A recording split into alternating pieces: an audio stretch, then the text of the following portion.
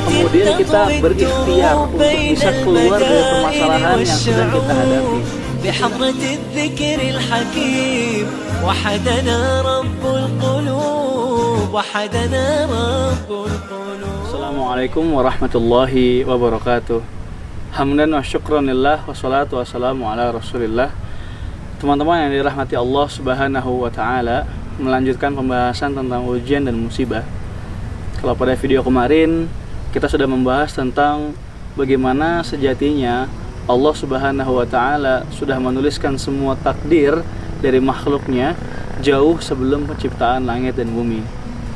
Maka hari ini kita akan membahas kelanjutan dari hal-hal apa saja yang harus seorang muslim ketahui, sehingga itu bisa membuat seorang muslim lebih tenang ketika menghadapi ujian-ujian dan musibah dalam kehidupannya. Kalau kemarin kita membahas tentang bagaimana kita harus ikhlas dengan apapun takdir yang Allah tentukan bagi hidup kita, maka hari ini kita mau meluruskan bahwasanya ikhlas itu bukan berarti menerima keadaan kemudian diam.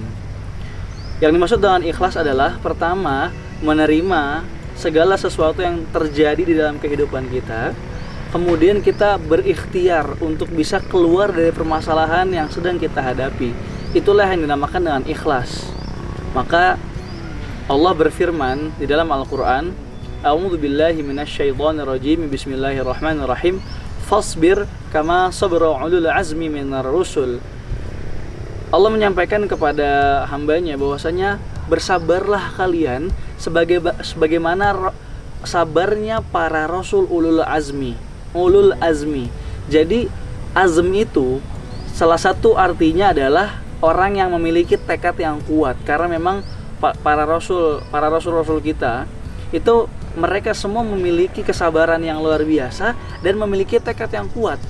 Oleh karenanya, ketika kita sedang berada di dalam ujian, ketika musibah itu datang menyapa kehidupan kita, benar yang pertama kita lakukan adalah bersabar, menerima sebagai takdir dari Allah Subhanahu wa ta'ala, sebagai aplikasi dari percaya kepada takdir Allah Subhanahu wa ta'ala.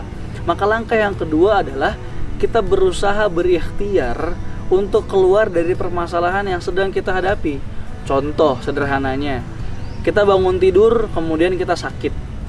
Maka yang pertama kita lakukan sabar. Ini adalah takdir Allah. Allah sudah tuliskan 50.000 tahun sebelum penciptaan langit dan bumi.